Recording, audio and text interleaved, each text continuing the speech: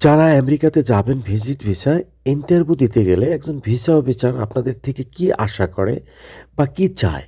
এই জিনিসটা একটু আপনাদের প্রত্যেক ক্লায়েন্টের বোঝা দরকার বা বোঝা উচিত বা জানা দরকার। কারণ হচ্ছে একটা ভিসা অফিসার চায় আপনার থেকে সঠিক তথ্য এবং সঠিক ইনফরমেশন। এই সঠিক তথ্য বা সঠিক ইনফরমেশন যদি আপনারা দিতে মিস করেন, তাহলেই কিন্তু ভিসাটা আপনাকে রিফিউজ করে। তাহলে আপনি বলবেন যে আমি যা ডিএস ফর্মে লিখেছি সেখান থেকেই তো প্রশ্ন করবে আপনাকে।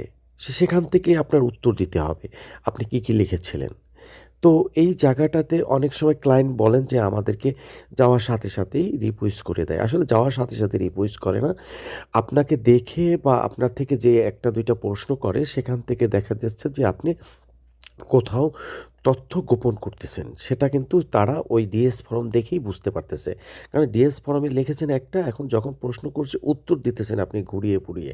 এজন্য সঠিক উত্তরটা দেবেন এবং সঠিক ইনফরমেশনটা দিবেন, তাহলে ভিসাটা পাওয়ার চান্স থাকবে।